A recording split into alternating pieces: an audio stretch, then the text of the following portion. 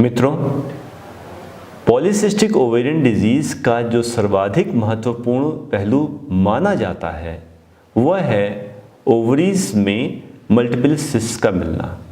जो कि हमें रेडियोलॉजिकली एस्टेब्लिश करते हैं। ध्यान रहे, यह उनका सर्वाधिक महत्वपूर्ण पहलू है नहीं, लेकिन पीसीओडी को और ओवरीज की पॉलीसिस्टिक अपीयरेंस से एक सिनोनिमसली कंसीडर किया जाता है। आइए हम यहाँ डिस्कस करते हैं इस प्रेजेंटेशन में कि रेडियोलॉजिकल क्राइटेरिया क्या क्या हो सकते हैं और पीसीओडी या और रिलेटेड डिसऑर्डर्स में हम उनको कैसे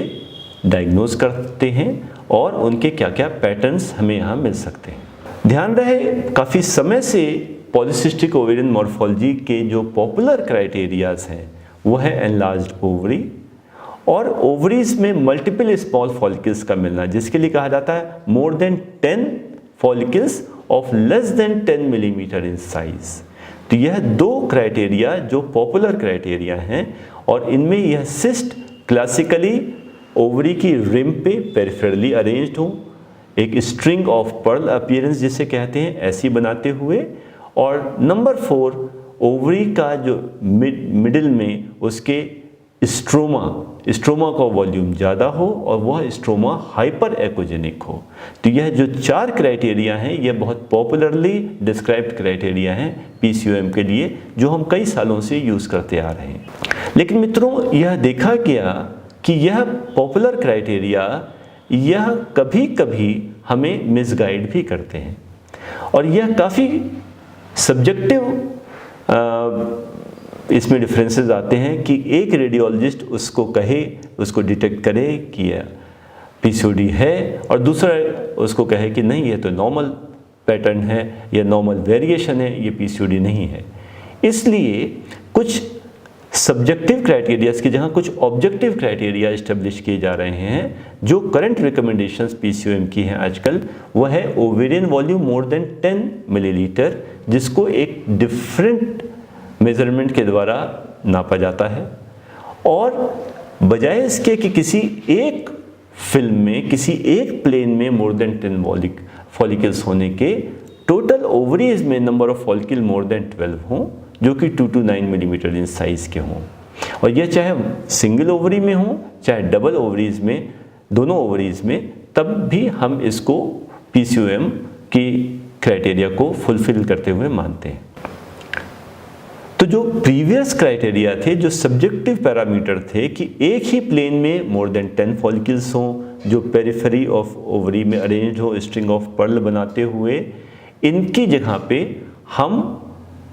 अब यह रिकमेंड किया जाता है कि हमको total number of follicles in entire ovary measure करना चाहिए, जो कि नॉर्मल मेथोडोलॉजीज़ के द्वारा कई बार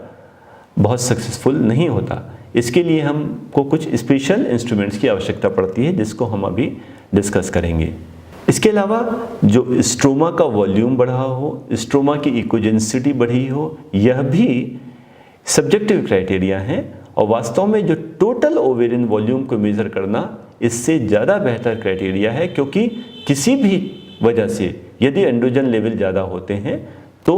ओवेरियन स्ट्रोमा बढ़ने लग जाता है और वो ज़्यादा एकोजेनिक हो जाता है।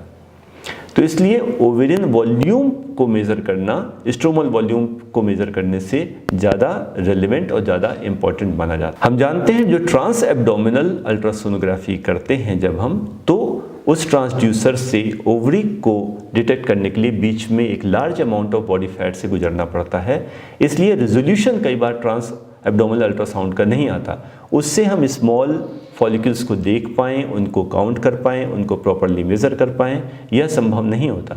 इसलिए ध्यान रहे, ट्रांस एब्डोमिनल अल्ट्रासाउंड जिसमें हम 30% केसेस को मिस करते हैं, उन केसेस को भी हम ट्रांस वेजाइनल अल्ट्रासोनोग्राफी से डिटेक्ट कर सकते हैं, जो कि हमें ओवेरियन मॉर्फोलॉजी को एक बेहतर रूप में दिखाती है। यहाँ यह ध्यान रखना है कि चाहे हम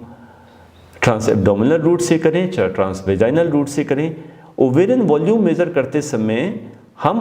कुछ जो फॉल्स पॉजिटिव केसेस हैं, जैसे ओवरी में कोई लार्ज सिस्ट हो, तो लार्ज सिस्ट पॉलीसिस्टिक ओवरी का पार्ट नहीं होती, तो हम उसको ज़रूर एक्सक्लूड करें। इसीलिए हम अल्ट्रासाउंड को यूजुअली पीरियड स्टार्ट होने के सेकेंड डे पे या थर्ड डे पे करना प्रेफर करते हैं, जिसमें कोई जो फंक्शनल सिस्ट हो, जो ग्रेफिन फॉलिक्यूल हो, उसको हम रूल आउट कर सकें। तो early doses of menstrual cycle में सेकेंड या थर्ड डे में जब हम करते हैं तो ये संभावना कम होती है। इसके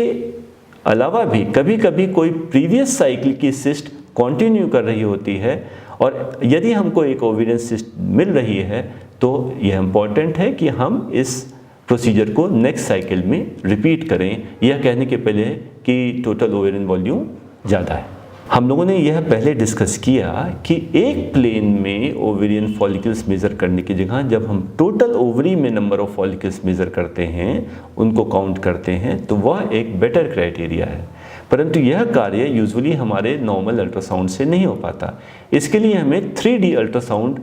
को अगर हम यूज़ में लेते हैं तो वह एक बेटर मेथडोलॉजी है। तो इस प्रकार हमारे अधिकांश केसेस की डायग्नोसिस तो ट्रांस एब्डोमिनल या ट्रांसवेजाइनल या 3D अल्ट्रासोनोग्राफी के द्वारा हो जाती है। लेकिन कुछ केसेस ऐसे हैं जहाँ पे ट्रांसवेजाइनल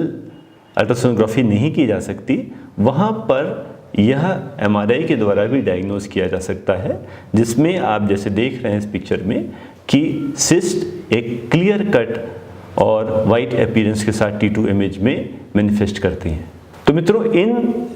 किसी भी टेक्नोलॉजी से यदि हम ओवेरियन मॉर्फोलॉजी